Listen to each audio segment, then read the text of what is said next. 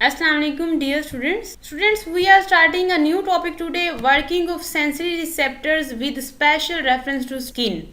It is also an important long question, but if we talk about the MCQs, in the skin there are at least 3 different types of sensory endings involved in touch stimulus reception. Touch का जो stimulus है उसको receive करने के लिए जो body में sensory endings हैं उनकी 3 टाइप्स हैं. फर्स्ट ऑफ ऑल तो हम बात करते हैं हेयर्स की. हेयर एंड ऑर्गन जो हैं वो टच स्टिमुलस को रिसीव करते हैं at the base of hairs. उसके बाद मीजनर कार्पसेल्स हैं. मीजनर कार्पसेल्स फिंगर टिप्स के रिजेस में होते हैं. ठीक है, ये इनकी लोकेशन है और ये भी टच रिसेप्टर्स हैं. अगर हम नेक्स्ट बात करें पेसिनियर कार्पसेल्स की, तो ये जो हैं ये लोकेटेड होते हैं लिम्स में. Right. So next MCQ is relative abundance of various types of receptors differ greatly. अब पेन रिसेप्टर जो होते हैं वो 27 टाइम्स ज़्यादा होते हैं किसकी निस्बत? कोल्ड रिसेप्टर की निस्बत. लाइकवाइज अगर हम कोल्ड रिसेप्टर्स की बात करें तो वो 10 टाइम्स ज़्यादा होते हैं हीट रिसेप्टर्स की निस्बत. राइट. फिर एक और एमसीक्यू है यहाँ पे, वाइब्रेशन की डिटेक्शन जो ग्राउंड से आती है टेरेस्ट्रियल वर्टिब्रेट्स उसको किस तरह से करते हैं डिटेक्ट? रिसेप्टर्स इन जॉइंट्स में.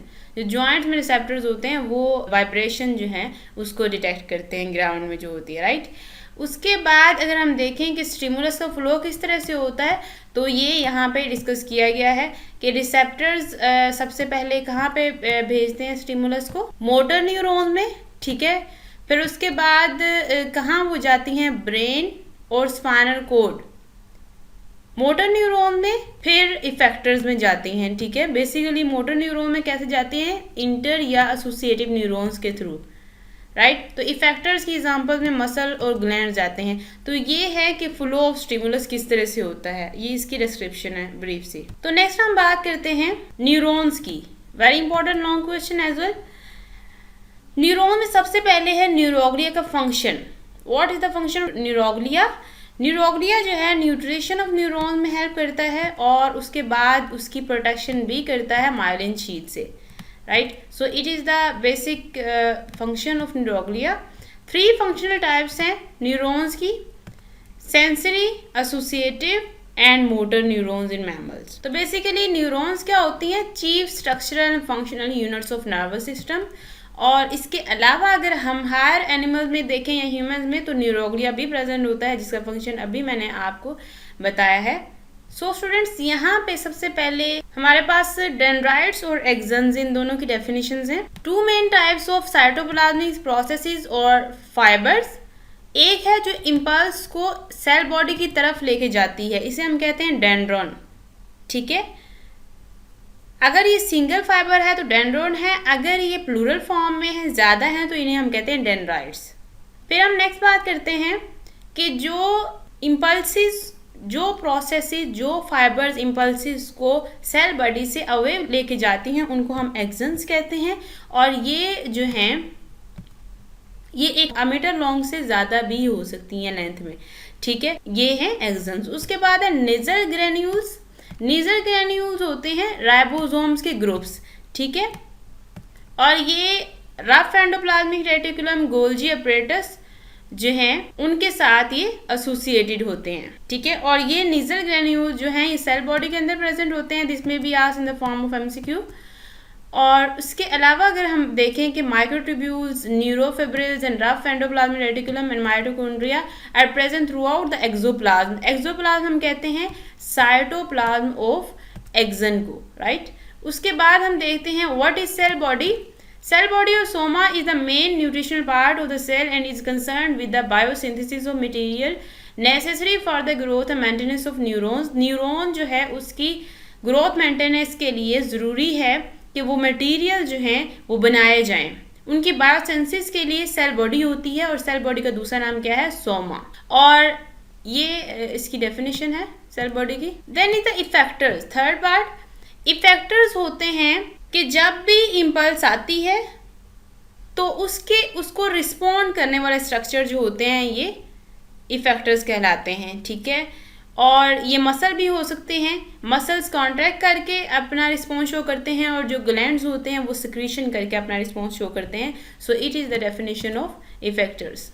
So students, next is the reflex arc. Reflex arc may be asked in the form of long question, but the definition of reflex arc is over here.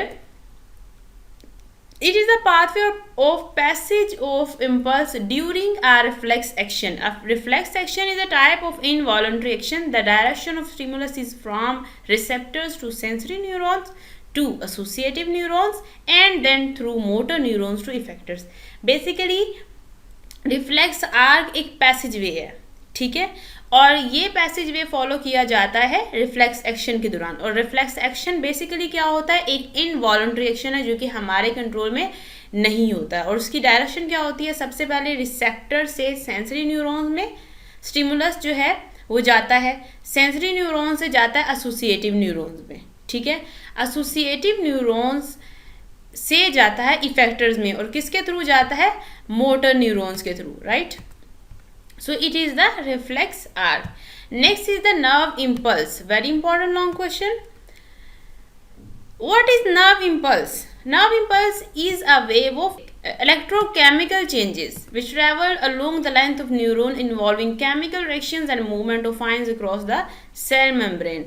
तो basically nerve impulse क्या होती है, electrochemical changes होते हैं कुछ, ठीक है, जो कि along the length of neuron travel करती हैं, ठीक है, overall, और उनमें chemical reactions भी होते हैं और ions भी move करते हैं across the cell membrane. So it is the definition of nerve impulse. So students, next is the membrane potential.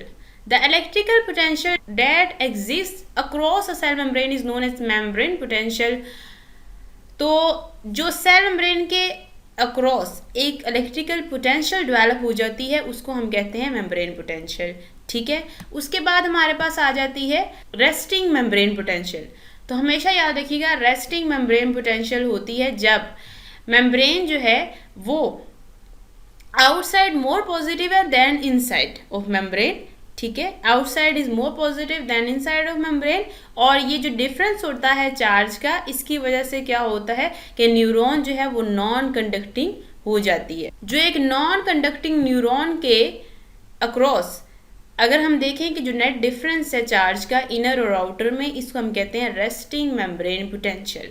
अब हम देखेंगे मेजर फैक्टर्स कौन से हैं जो कि अफेक्ट करते हैं, जो कि इन्वॉल्व होते हैं रेस्टिंग मेम्ब्रेन पोटेंशियल में.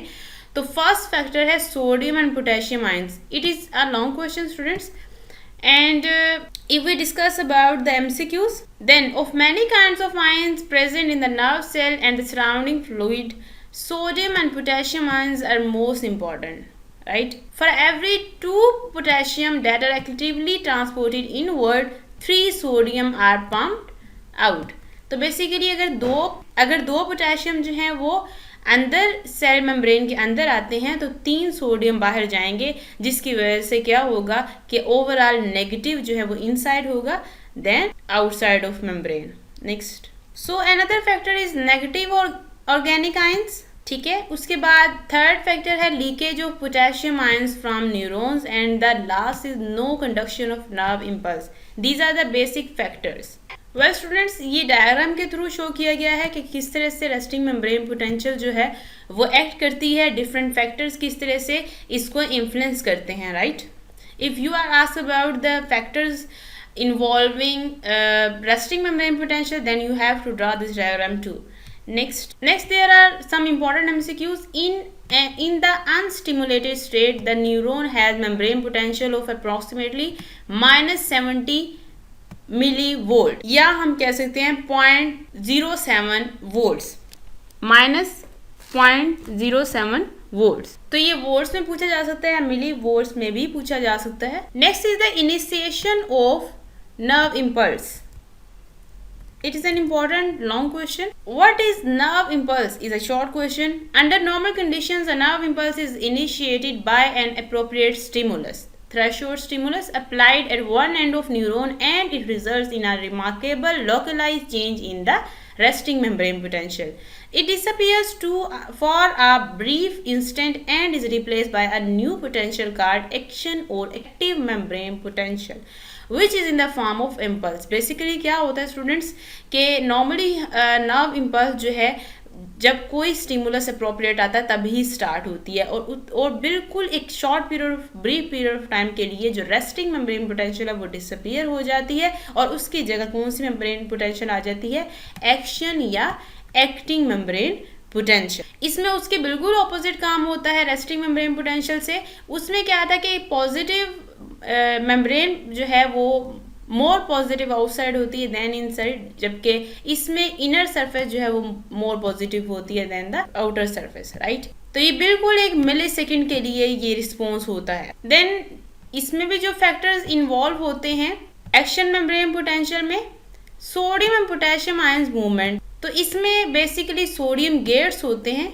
जिसकी वजह से क्या होता है कि सोडियम इनसाइड मूव करता है न्यूरॉन के इनसाइड और पोटेशियम आउट मूव करते हैं, ठीक है, जिसकी वजह से इनसाइड मोर पॉजिटिव हो जाता है। नेक्स्ट फैक्टर है चार्जेस आर रिवर्स। तो क्या होता है कि इनर साइड जो है सेल मेम्ब्रेन की उसमें पॉजिटिव आयन ज़्यादा होंगे, ठीक है, और आउटर सरफेस में मोर नेगेटिव आयंस होंगे, जैसे कि as I have explained before. So students, next is the third factor, passage of nerve impulse, and the last factor is membrane potential. Active membrane potential जो है वो plus 0.05 volts या plus 50 मिली volts है, ठीक है। दिस में be asked in the form of MCQ. So here is an important MCQ and short question as well. What is saltatory impulse? In myelinated neurons, the impulse jumps from node to node of Ranvier. तो myelinated neuron जिसमें myelin sheath होती है उसमें impulse जो है वो node to node move करती है, जंप करती है, इससे हम कहते हैं साल्टेटरी इम्पल्स। और नॉर्मल स्पीड जो नर्व इम्पल्स की होती है ह्यूमंस में वो 100 मीटर पर सेकेंड होती है, लेकिन मैक्सिमम स्पीड जो होती है वो 120 मीटर पर सेकेंड होती है। सो this was the brief description of the topics. The next topic is synapse and we will continue the next topics in the next video inshallah. Okay, thank you students.